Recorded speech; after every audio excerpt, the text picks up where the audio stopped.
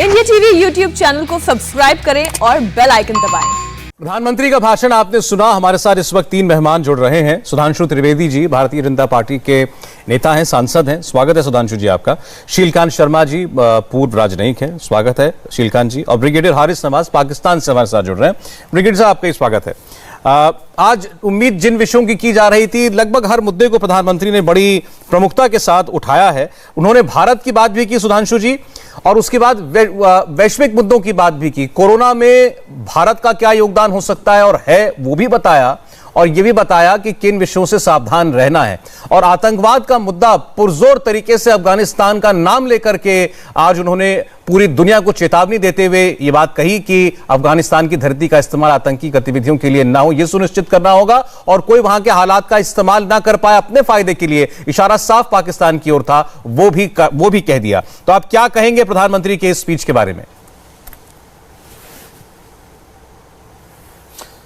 देखिए सौरभ जी, प्रधानमंत्री जी का जो वक्तव्य था वो मोदी जी के नेतृत्व में भारत की जो वैश्विक छवि, वैश्विक प्रतिष्ठा और वैश्विक प्रभुत्व बढ़ा है, उसके अनुरूप था।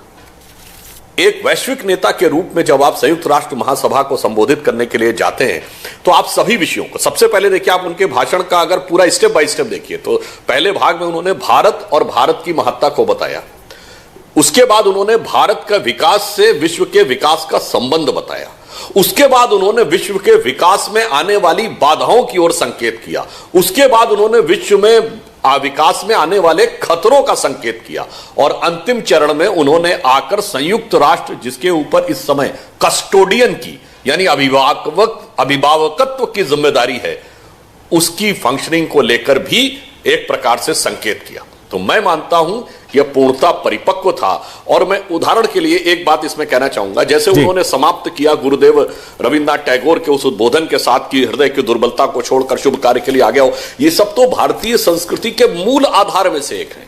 इसी को तो गीता में भगवान कृष्ण ने अर्जुन के लिए कहा था, क्षुद्रम हृदय दौर्बल्यम त्यक्त्वोत्तिष्ठ परंतप। अब समस्त दुर्बलताओं, समस्त निर्बलताओं को छोड़कर आगे बढ़ जाओ। आचार्य चाणक्य का जो उन्होंने कोट किया, कालातिक्रमात् और कालापिबति तत्फलम, बिल्कुल यही बात है। अगर संयुक्त राष्ट्र संघ भी समय रहते हुए अपने अंदर सुधार नहीं करता है तो हमारे ही धर्मशास्त्रों में कहा गया है, क्षिप्रम अक्रियमाणस्य कालः पिबति तद्रसम। आप अक्रिय रहते हैं तो काल आपके लिए आपका समस्त रस का हरण कर लेता है। अफगानिस्तान का विषय आया तो देखिए उन्होंने बहुत साफ साफ कहा है कि वहां की धरती का इस्तेमाल नहीं हो सकता। कारण अब 9/11 के बाद यह कहना कि यह कोई क्षेत्रीय समस्या है आतंकवाद, अब यह वैश्विक समस्या है। आज के जमाने में दुनिया में कहीं से बैठकर कोई कहीं भी कर सकता है। पाकिस्तान से जो हमारे मित्र बैठे हैं नवाज साहब, मैं सिर्फ एक बात छोटी सी कहना चाहता हूं। सन 47 से पहले तो हम और आप एक ही थे। अगर देखें तो डीएनए तो एक है। फिर आज यह हालत क्यों है कि जब मोदी जी से मिलने के लिए 5 बड़ी कंपनियां आई तो 2 बड़ी कंपनियों के सीईओ, एडोब के शांतनु नारायण और जनरल एटॉमिक्स के विवेक लाल भारतीय मूल के हैं, और तमाम बड़ी कंपनियां गूगल, माइक्रोसॉफ्ट, पेप्सी, जिनके की चीफ भारतीय मूल के हैं, पाकिस्तान में एक भी पैदा होना क्यों बंद हो गया? आप बताइए, कोई बड़ी कंपनी का सीईओ पाकिस्तानी हो?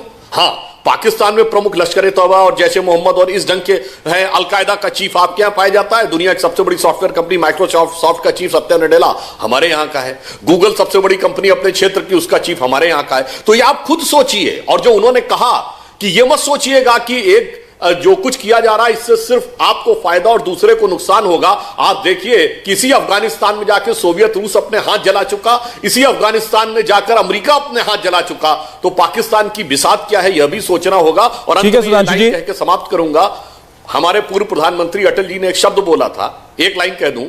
उन्होंने कहा था, चिनगारी का खेल बुरा होता है, चिनगारी का खेल बुरा होता है, औरों के घर में आग लगाने का सपना अपने घर में ही सदा खरा होता है। तो अफगानिस्तान पाकिस्तान के मुद्दे के ऊपर पाकिस्तान को यह बात बहुत गौर से गांठ बांधकर रखनी चाहिए। ब्रिगेडियर साहब के पास जाता हूं जवाब लेने के लिए। आपने बहुत सी बातें कही हैं। इमरान खान जी ने जो भाषण दिया था उसमें भी उन्होंने अफगानिस्तान का जिक्र किया था, लेकिन उन्होंने क्या कहा? उन्होंने कहा कि अफगानिस्तान के हालात को लेकर पाकिस्तान विक्टिम है। उन्होंने कहा कि अमेरिका यहां से सब कुछ छोड़ करके चला गया, एक किस्म से एहसान फरामोशी अमेरिका ने की है, और वो ये मांग करते रहे कि आप तालिबान को लेजिटिमाइज कीजिए, तालिबान की सरकार को मान्यता दीजिए और उन पर भरोसा कीजिए, भले ही आज वो वहां पर पब्लिक एग्जीक्यूशंस कर रहा हो ब्रिगेडियर साहब। और हमारे प्रधानमंत्री ये कहते हैं कि पहले ये तय हो कि अफगानिस्तान की जमीन का इस्तेमाल किसी और देश के खिलाफ नहीं होगा।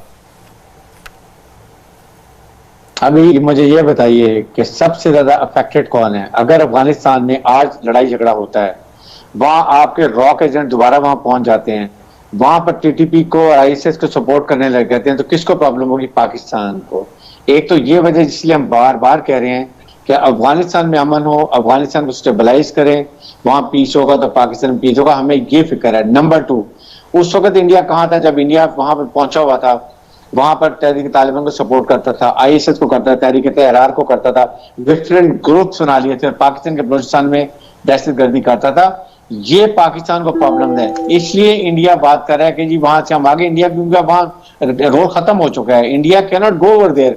उन्होंने कह दिया कि हमारी सरजमीन किसी के खिलाफ इस्तेमाल नहीं हो सकती। एक तो ये बात है जी। सेकंड, पाकिस्तान को यही फिक्र है कि अगर अफगानिस्तान में हमें नहीं होगा तो हमारे लिए बहुत प्रॉब्लम है, आपको दोबारा वहां जगह मिलेगी।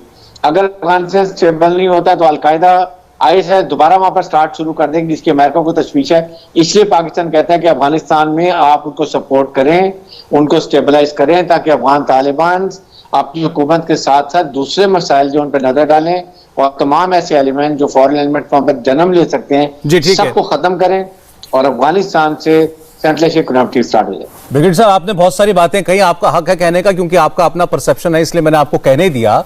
लेकिन आपने अलकायदा का जिक्र किया, मुझे ये लगता नहीं, मतलब हैरानी होती है कि पाकिस्तान से कोई भी व्यक्ति कैसे अलकायदा का नाम ले सकता है ओसामा बिन लादेन के एबटाबाद में पाए जाने और मारे जाने के बाद। फिर भी आपने कहा कि अलकायदा, और उसका भी ठीकरा आपने भारत के सर फोड़ दिया। ये तो खैर मेरे ख्याल से सबसे ज्यादा हास्यास्पद बात होगी, मजाक की बात हो जाएगी। फिर भी आपने अपनी बातें कही है। मैं चाहूंगा शीलकांत शर्मा जी आपको जवाब दे।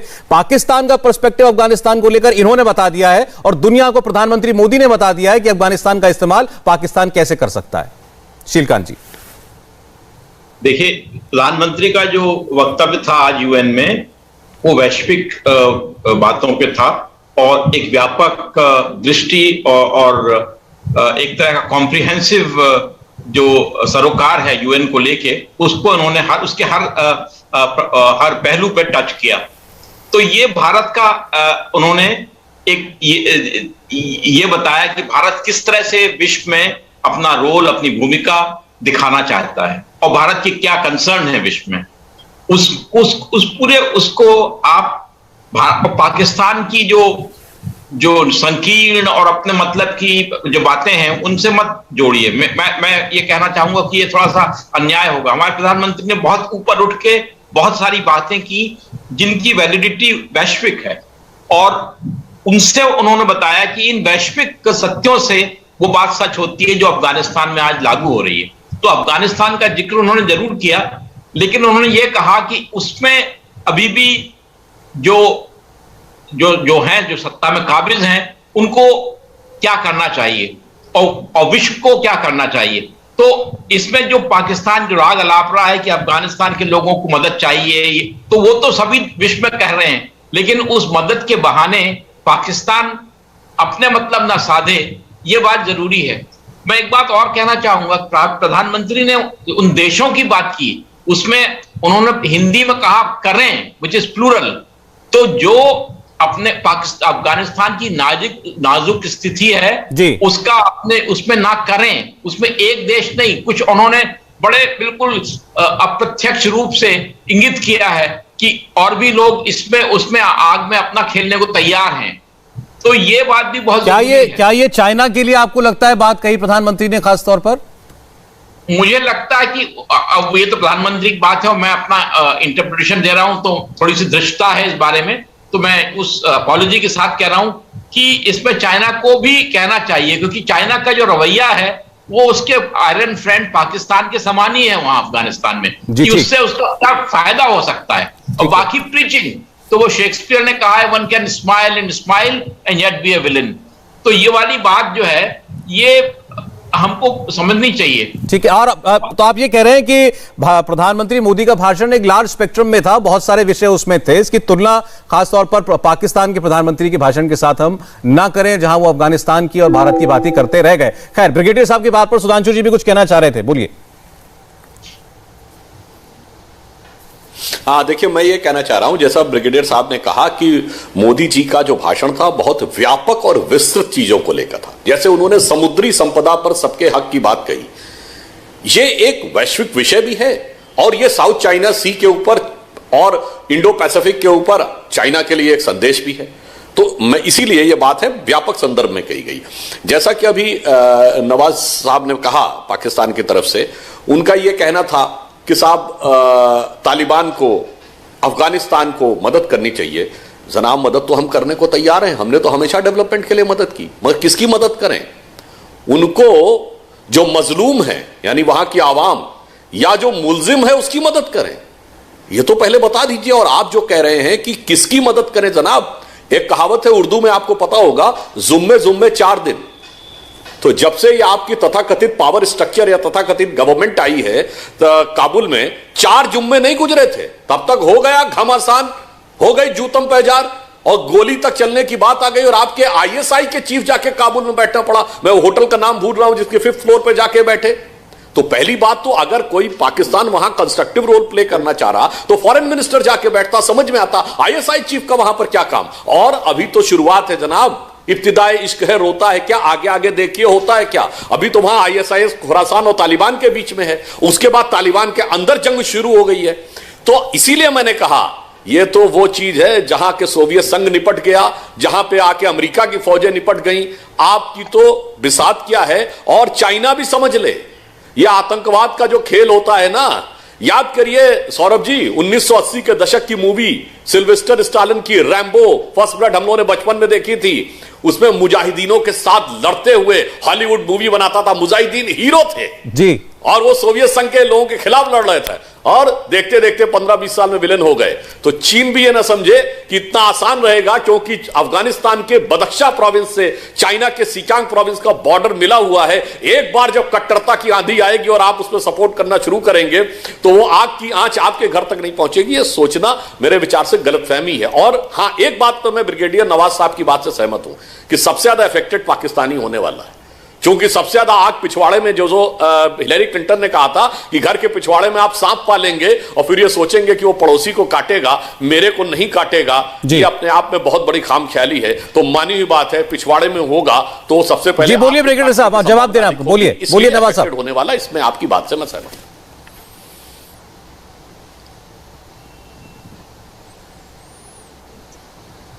जी ब्रिगेडियर साहब, आवाज आ रही है, बोलिए।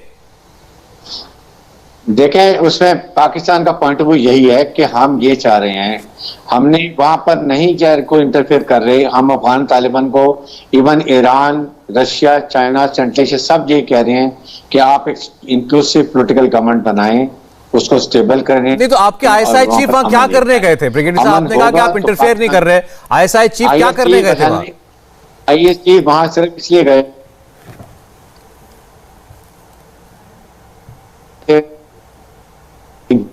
आपकी आवाज साफ नहीं आ रही सर, पोअर कनेक्शन है, इस वजह से उनकी आवाज साफ नहीं आई। इसका जवाब जरूर जानना चाहते हैं, इनके पास क्या कहना है इस पर। फिलहाल न्यूयॉर्क से हमारे सहयोगी देवेंद्र पराशर जुड़ गए हैं। देवेंद्र, प्रधानमंत्री के भाषण के बारे में हम चर्चा कर रहे हैं और बहुत सारे विषय उन्होंने उठाए और बड़ी साफ गोई से उन्होंने विश्व को आईना भी दिखाया, यूएन तक को आईना दिखाया कि अब इस रूप में यूएन काम नहीं कर सकता, नहीं तो उसकी साख पर सवाल उठेंगे। अफगानिस्तान का मामला हो चाहे कोरोना का मामला हो।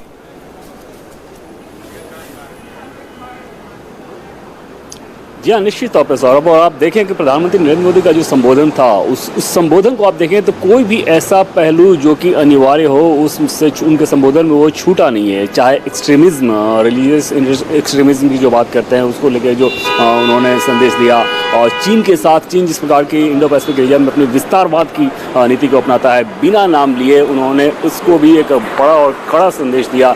साथ ही साथ ये बताया कि लोकतंत्र की ताकत कितनी बड़ी ताकत है, ये संदेश भी चीन के लिए भी था। और दूसरी चीज़ की जो पाकिस्तान की तरफ से आरोप लगाए जाते रहे हैं और उनका भी बहुत कड़ा जवाब दिया कि भारत के लोकतंत्र में कितनी बड़ी ताकत है और भारत में जो काम हो रहा है किस प्रकार से समावेशी और विकास का काम हो रहा है। तो कुल मिलाकर प्रधानमंत्री के संबोधन को सौरभ अगर आप देखें तो ऐसा लगता है कि वो हर पहलू जो कि दुनिया के बेहतरीन ऑर्डर के लिए अनिवार्य हो, किसी भी देश के विकास के लिए अनिवार्य हो, उसके लिए एक बड़े मंत्र के तौर पर उन्होंने बताया कि हाँ हमें किस लाइन पर चढ़ना है। और कोरोना वैक्सीन के बारे में उन्होंने बात की। तो कुल मिलाकर ओवरऑल आप कह सकते हैं कि जैसी उम्मीद की जा रही थी कि प्रधानमंत्री का जब संबोधन होगा तो एक एरिस्टोक्रेट के लेवल का जो संबोधन होता है वही संबोधन एक बार फिर से पीएम का देखने को मिलेगा यूनाइटेड नेशन में। और इसमें कोई दो राय नहीं कि प्रधानमंत्री के संबोधन की गूंज यूनाइटेड नेशन में जबरदस्त तरीके से सुनाई दी है। ठीक है, ब्रिगेडियर साहब का लिंक दोबारा जुड़ा है, मैं उम्मीद करता हूं अब उनके बाद साफ आएगी। जी अपनी बात कहिए। सवाल ये था कि आईएसआई चीफ क्या करते थे वहां पर अगर आप वहां के मामलों में इंटरफेयर नहीं कर रहे थे। आईएसआई वहां पर गए थे इंफॉर्मेशन शेयरिंग के लिए, सिक्योरिटी इंफॉर्मेशन के लिए, कि हम चाह रहे थे कि इमीडिएटली तहरीक तालिबान, आईएसआई और जो दूसरे मुताबिक ग्रुप है वहाँ पाकिस्तान के खिलाफ और दुनिया के खिलाफ ऑपरेट होते हैं, जो उनकी अमाजगाह बनी हुई थी उसमें आपका भी बहुत ज्यादा कंट्रीब्यूशन रोल था जो आप करते थे। वो उनको बताया कि उनको सॉर्ट आउट करें, उनको कंट्रोल करें ताकि दुनिया को लेजिटिमेसी मिले, दुनिया समझे क्या हम चाहते हैं, फॉरेन एलिमेंट जहाँ पर नहीं रह सकते। इसलिए वहां पर चीफ हमारे आईएसआई चीफ गए थे। पंजशेर वैली में मैं हैरान होता हूँ जब आप कहते हैं कि वहां पर कोर कमांडर गए हुए थे, 2 कमांडो बटालियन गई हुई थी, एयरक्राफ्ट गए हुए थे, आर्मर रेजिमेंट गई हुई थी, आर्टिलरी रेजिमेंट गई थी। For God can we go mother country?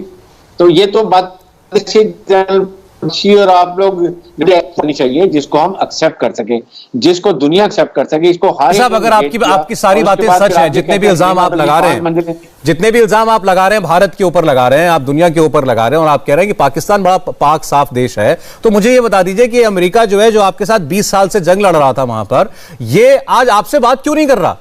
आज जो बाइडेन नरेंद्र मोदी को होस्ट कर रहे हैं, इमरान खान को क्यों नहीं होस्ट कर रहे? उनको फोन तक नहीं करते, बात नहीं करते, क्यों?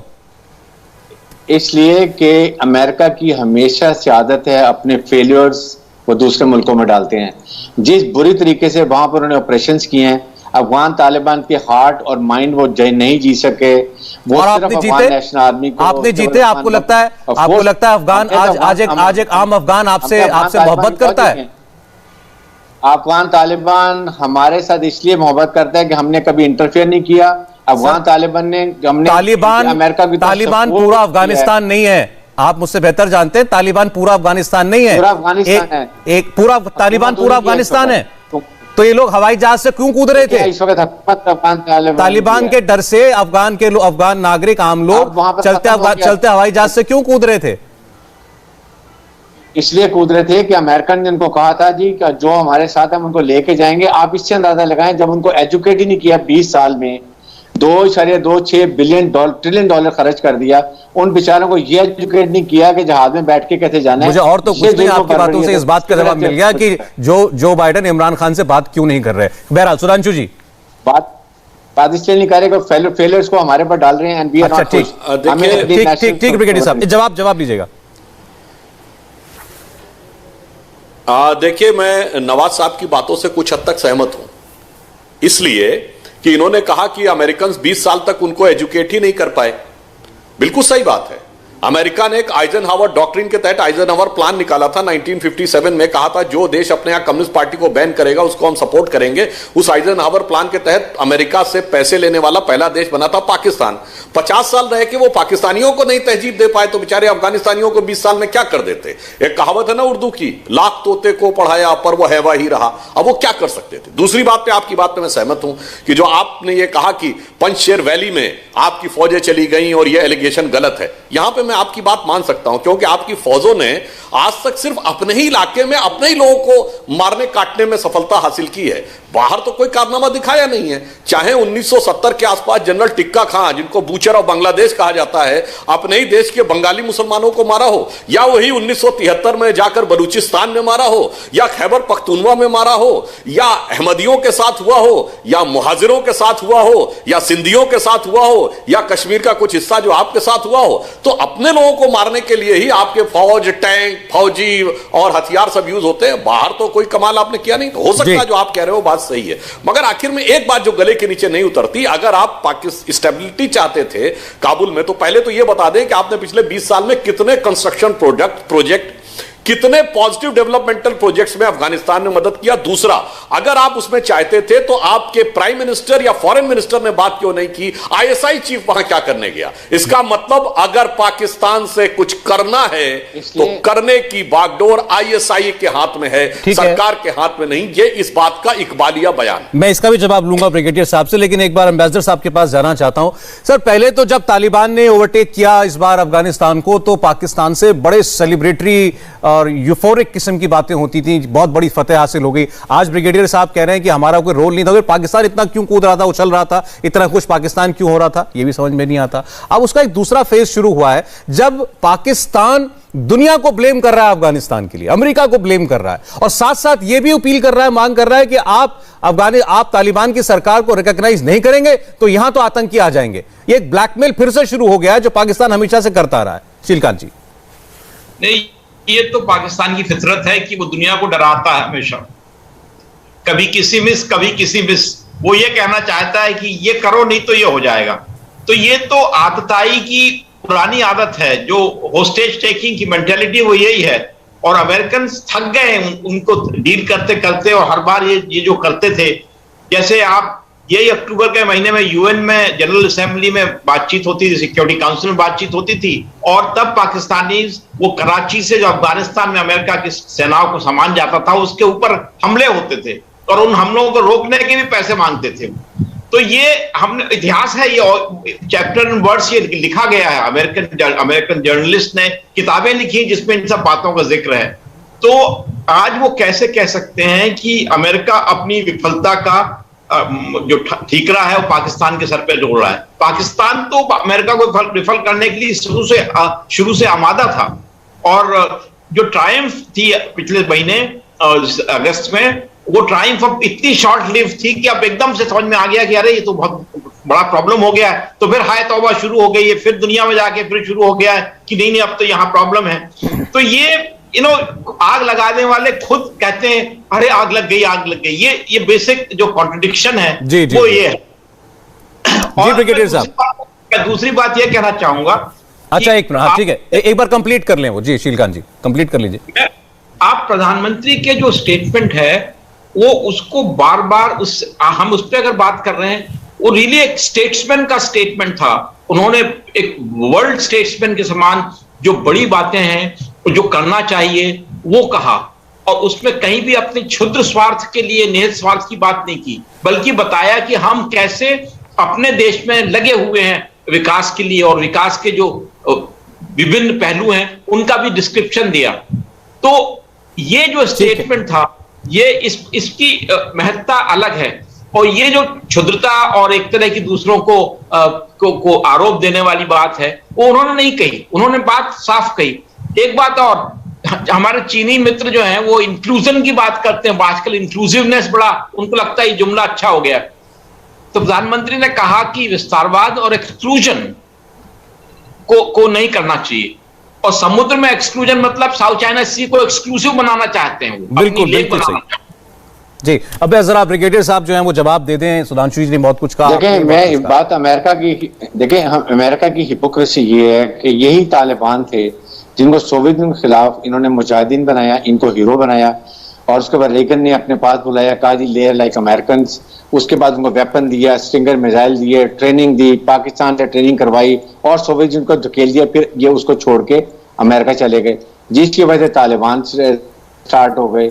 ये पाकिस्तान को फिक्र है। अभी इसी 2001 में दोबारा इनको यही जो तालिब थे इनको इन्होंने टेररिस्ट बना दिया, और आज उन्हीं टेररिस्ट से इन्होंने मुज़ाकरात किए, दोहा में बैठ के 5 साल मुज़ाकरात किए, मुआहदा किया। फिर उसके बाद उनसे एग्री किया जी हाँ जी हम जा रहे हैं, आप टेक ओवर कर लें। ये सारा कुछ मुआहदे के तहत किया गया है। उसके बाद पाकिस्तान ये बात करता है कि देखिए, जब आप बार बार कहते हैं कि ये क्या, इसकी क्या प्रॉब्लम थी, ये कितनी प्रॉब्लम रही है, अफगानिस्तान ने कितना कुछ किया है, क्या किया। इशू ये है कि हमने we are victim of terrorism. हमने 80,000 अपने सिविलियन शहीद कराए हैं, $150 बिलियन का नुकसान उठाया है। हमने उनसे कोई पैसा नहीं लिया, सिर्फ जो इंफॉर्मेशन चाहिए हमारे खर्च थे वो उनसे लिए गए हैं। इशू ये है कि अब अमेरिका अगर इस तरह नहीं करता, आप कह रहे हैं पाकिस्तान ने अमेरिका से इन 20 सालों में कोई पैसे नहीं लिए। ब्रिगेडियर साहब, आप कैसे ऐसी बात कह सकते हैं कि आपने कोई पैसा नहीं लिया अमेरिका से? $13 billion, we got $13 billion। आई जिनको पता है अमेरिकन जहां पढ़ाते हैं सारा लेके गए 2026 1.80। ब्रिगेडियर साहब, फिर कुछ इशू हो रहा है आपके इस वीडियो लिंक के साथ।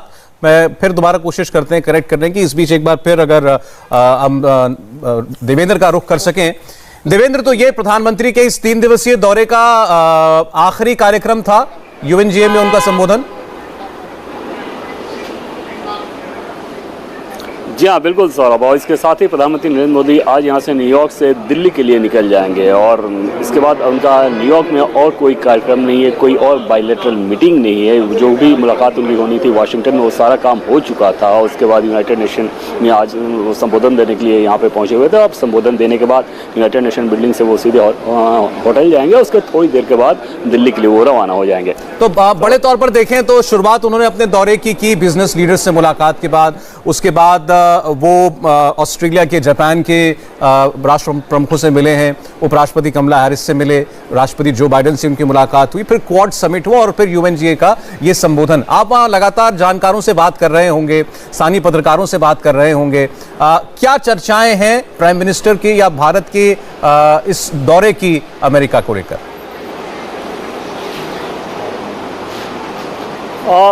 पूरे आउटकम की सौरभ बात कर लें तो बहुत सक्सेसफुल ट्रिप के तौर पे देखा जा रहा है। चाहे यहाँ पे डिप्लोमेटिक चैनल्स की बात कर लें या यूएस में जो मौजूद एक्सपर्ट्स हैं या जो थिंकर्स हैं, उनका ये मानना है कि बहुत सक्सेसफुल ट्रिप रहा। सक्सेसफुल ट्रिप किस लिहाज से रहा कि जिन मुलाकातों की हम लोग बात कर रहे हैं, जैसे सबसे पहले इन्वेस्टमेंट के लिहाज से उन्होंने जो दुनिया के टॉप 5 बड़ी कंपनी के CEOs के साथ जो मुलाकात की, उसका आउटकम आपने देखा कि कैसे CEOs वो जाके बता रहे थे कि भारत के मॉडल को दुनिया के दूसरे देशों को भी अपनाना चाहिए, भारत में निवेश के लिए कितना बेहतर अवसर है, इस अवसर का वो इस्तेमाल करना चाहेंगे, फायदा उठाना चाहेंगे। ये सारी चीज़ें बताई गई। तो बिजनेस लेवल पे जो मीटिंग हुई उसका रिजल्ट सबने देखा।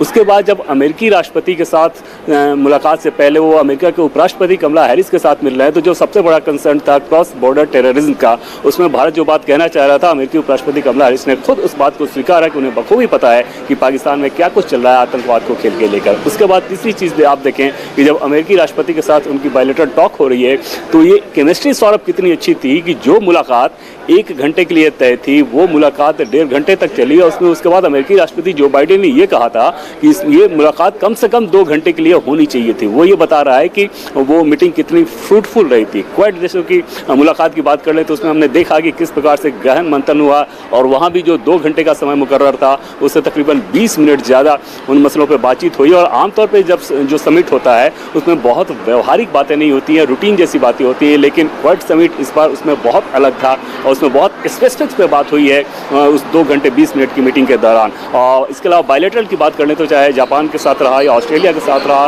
उसका भी हमने देखा कि कितना बढ़िया आउटकम रहा। तो कुल मिलाकर ओवरऑल प्रधानमंत्री नरेंद्र मोदी के दौरे को देखें तो वाशिंगटन ट्रिप वैसा ही रहा। जब न्यूयॉर्क में पाकिस्तान के प्रधानमंत्री इमरान खान की तरफ से बहुत सारे निचले स्तर के कहा जाए कि वो वैसे आरोप लगाए इतने बड़े प्लेटफॉर्म पे, तो भारत की जो फर्स्ट सेक्रेटरी हैं स्नेहा दुबे, आपने देखा कि राइट टू रिप्लाई के तहत किस तरह से उन्होंने ये बताया कि पाकिस्तान में तो आतंकवादियों के लिए एक फ्री पास है। बिल्कुल। पाकिस्तान आतंकवादियों को पूरे तरीके से महिमा मंडित करता है।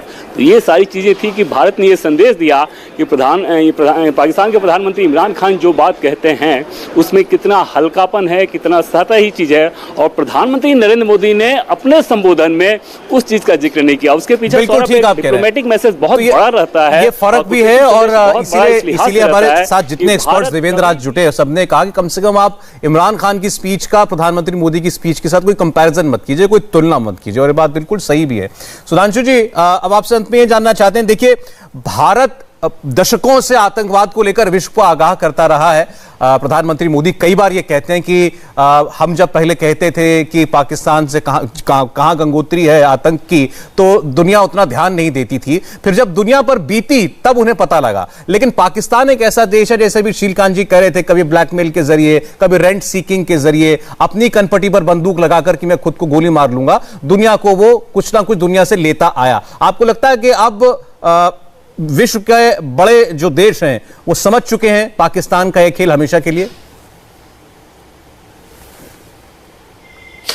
मेरे ख्याल से पाकिस्तान का जो खेल है, यानी जो गेम है, वो पूरी तरीके से एक्सपोज हो चुका है। खेल उसका बेनकाब हो चुका है, दुनिया के सारे देशों को समझ में आ चुका। और अभी जो ब्रिगेडियर नवाज बोल रहे थे, उससे पहले तो साहब जनरल परवेज मुशर्रफ तो अपनी किताब में एक्सेप्ट कर चुके हैं कि 1980s में उन्होंने जिस ढंग से पाकिस्तान को यूज होने दिया, ये उनके लिए बहुत बड़ी गलती थी। ये तो ऑन रिकॉर्ड पाकिस्तान का एक पूर्व राष्ट्रपति मान चुका है, तो इससे बड़ी बात तो हो नहीं सकती। और अब पाकिस्तान तो इस दलदल में ऐसा फंस गया है कि मुझे लगता नहीं है कि उसको निकालने की कोई सूरत हाल बची है, चूंकि वो जिस ढंग के, देखिए, निगेटिव थॉट पे ये बना था पाकिस्तान, डायरेक्ट एक्शन के नाम पे, और डायरेक्ट एक्शन ही उसको निपटा रहा है। निगेटिव थॉट पे ये सरवाइव किया, निगेटिव थॉट पे थ्राइव किया। आप याद करिए, आज से 30 साल पहले बेनजीर भुट्टो ने पाकिस्तान की नेशनल असेंबली में कहा था, चाहे 1000 साल तक हमें लड़ाई लड़नी पड़े, घास की रोटी खानी पड़े, पर हिंदुस्तान से लड़ेंगे। जनाब, अभी 30 साल गुजरे हैं, अगर ये चचा शी जिनपिंग खैरात न दें तो घास की रोटी खाने की हैसियत हो गई है, मगर भारत अपनी जगह आगे बढ़ रहा है। अब मैं एक सीरियस बात कहना चाहता हूं,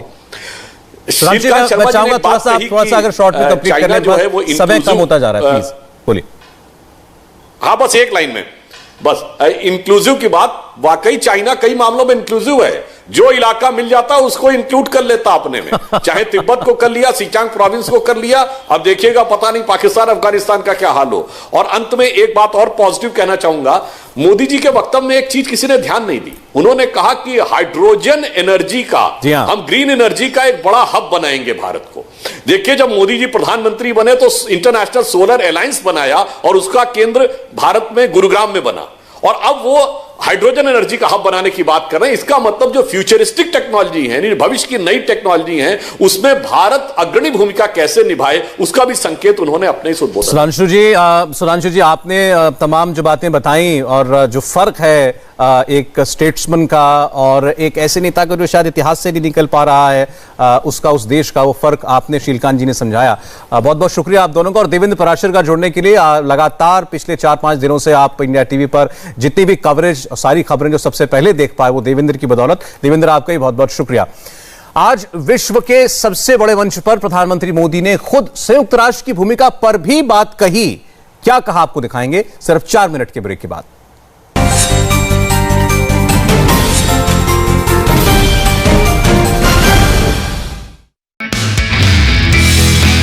नमस्ते, मैं हूं मीनाक्षी जोशी। वीडियो और खबरों से अपडेट रहने के लिए India TV YouTube channel subscribe करें, बेल आइकन दबाना ना भूलें। जुड़े रहें इंडिया टीवी के साथ।